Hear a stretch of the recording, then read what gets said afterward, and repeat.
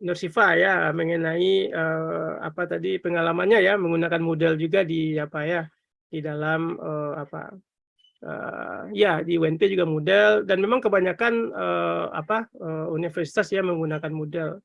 Pertama itu karena dia gratis dan kedua mungkin bisa dia diintegrasikan dengan sistem informasi akademik yang ada di universitas masing-masing. Tadi juga sejalan dengan pertanyaan Bu apa tadi Bu Fitria tadi ya. Ya, benar, Kenapa Pak. kok model ya? Kenapa kok model? Kenapa tidak yang lain? Nah, jadi itu seperti itu. Jadi di awal-awal UNP sudah ada juga dulu bekerja sama dengan UGM, ada Gamma Tekno, itu dia mengembangkan LMS sendiri. Nah, tapi mengembangkan LMS sendiri ternyata nggak tahu, nggak jalan. Nah, memang di sana hanya bisa memasukkan materi saja, kemudian diakses oleh si mahasiswa. Tapi sesungguhnya ke pembelajaran tidak seperti itu. Jadi kita harus ada dialog di sana, ada bisa lebih lah dari yang kita harapkan. Kemudian baru akhirnya tim menggunakan model ya. Ini sudah dimulai dulu dengan FT dulu dengan ada kerjasama dengan Medan, P4TK Medan itu mengembangkan e-learning, pembelajaran jarak jauh ya menggunakan model ini juga. Kemudian akhirnya UNP mengadopsi juga, kemudian menggunakannya untuk pembelajaran di apanya. Kemudian ternyata yaitu karena dia bersifat open source, kita bisa mendownload dengan kode-kode source-nya, kita bisa mengembangkan sendiri, bisa mengintegrasikannya dengan apa namanya, dengan sistem informasi akademik. Jadi di UNP itu misalnya ketika si mahasiswa tidak terdaftar, dia tidak bisa mengambil mata kuliah dan tidak bisa terdaftar ke e-learning gitu ya, ketika dia tidak membayar SPP gitu. Jadi itu berhubungan juga dengan sistem keuangan dan lain sebagainya. Jadi makanya cukup digunakan, memang cukup bagus untuk digunakan di suatu institusi. Pernah juga dulu UNP diberikan apa namanya menggunakan Breakspace. Saya nggak tahu apakah Bapak Ibu kenal ya.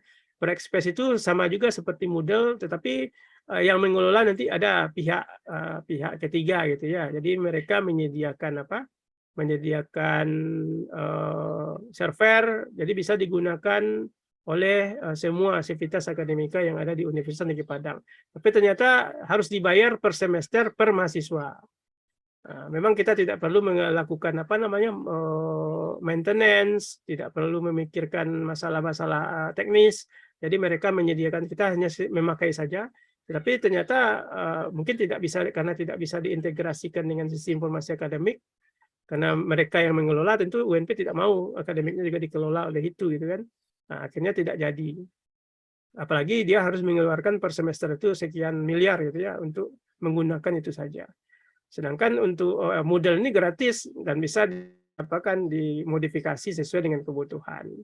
Nah, makanya model ini digunakan oleh UNP. Malah e-training kita juga menggunakan itu karena gratis juga kan, ketika kita tinggal menyediakan server diinstal di sana, kemudian bisa digunakan baik untuk berapa orang sampai dulu ketika mahasiswa UNP 40.000 pun bisa digunakan menggunakan ini. Sedangkan e-training kita hanya sekitar berapa 20 orang ya bisa juga digunakan. Jadi bisa skala kecil skala besar pun bisa digunakan. Dan mungkin keuntungannya yang lain mungkin karena itu di sistem pembelajaran daring yang ada di Dikti pun pendidikan tinggi juga menggunakan ini. Dan mereka bisa mengintegrasikannya ke semua universitas perguruan tinggi yang ada di Indonesia. Sehingga nanti terjalinlah jaringan pembelajaran yang sangat luas sekali ya sistem pembelajaran daring yang ada di Indonesia. Di UNP sudah, tetapi mungkin masih dosen-dosen yang mengintegrasikan mata kuliahnya dengan itu belum banyak. Kemudian apa kendala-kendala ini masuk lagi ke pertanyaan selanjutnya. Apa kendala-kendala yang dihadapi? Ya benar seperti yang diapakan oleh Ibu tadi ya. Kendala-kendala itu ya seputar itu memotivasi. Kalau dari segi fitur itu sudah cukup lengkap. Nah, sekarang bagaimana membiasakan kita untuk belajar menggunakan itu?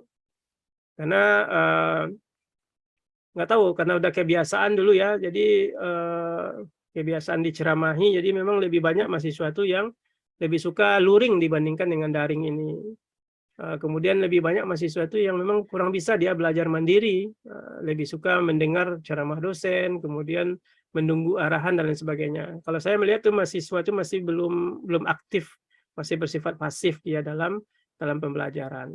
Kadang-kadang udah kita desain secara bagus, baik itu modul nggak dibaca. Untuk memudahkan kita buatkan videonya, video nggak dilihat itu seperti itu. Jadi nggak tahu kita bagaimana apanya lagi. Tapi kalau misalnya kita ya terpaksa juga pakai apa tadi kan, pakai behavior tadi teorinya, kita paksa juga dia jadinya kan. Kalau yang tidak melihat tidak dianggap tidak hadir misalnya kan, akhirnya mereka baru melihat menonton. Nah, tapi sebenarnya bukan itu sebenarnya intinya, bukan reward and punishment itu, makanya tidak digunakan lagi ya teori itu. Sebenarnya bagaimana kita mengetahui apa yang membuat siswa itu senang dalam belajar. Maka kita cobalah membuat konten-konten yang sesuai dengan itu. Dan ternyata ya memang mahasiswa itu senang belajar itu bermacam-macam juga gitu ya. Jadi seperti saya ada beberapa penelitian tentang itu mengenai gaya belajar mahasiswa itu, gaya belajar mahasiswa.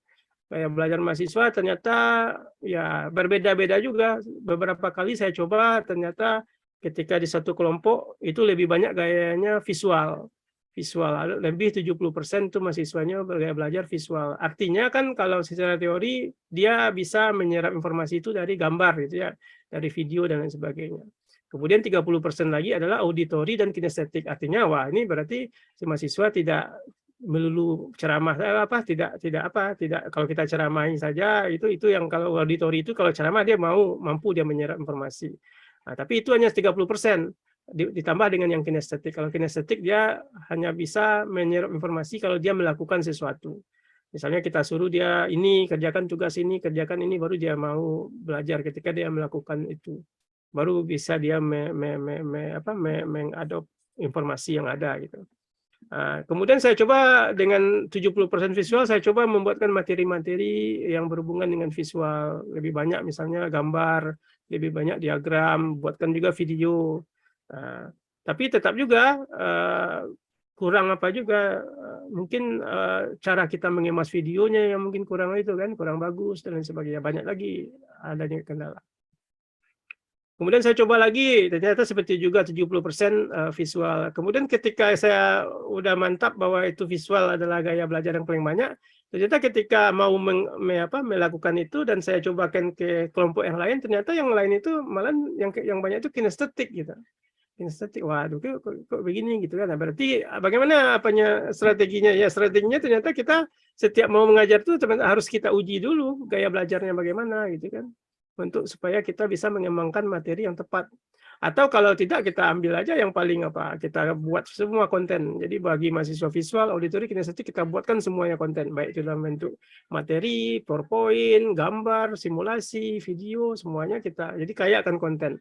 Ada juga teori yang mengatakan begitu.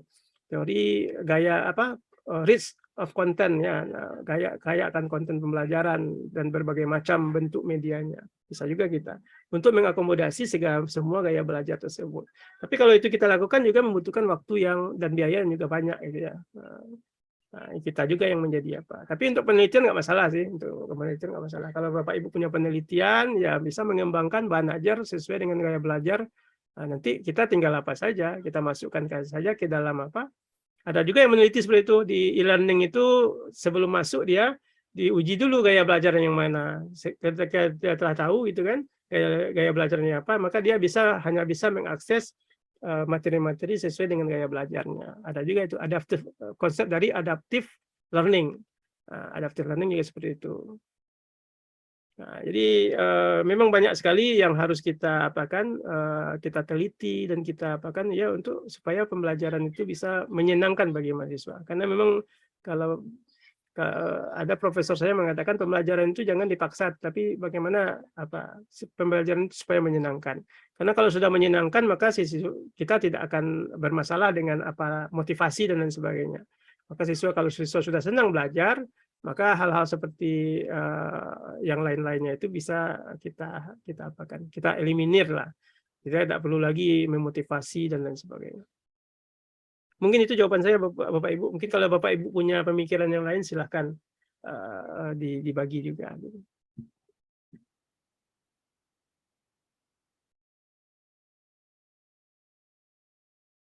Mungkin Bu Nur Farhanah ini. Ada yang mau dibagi, Bu?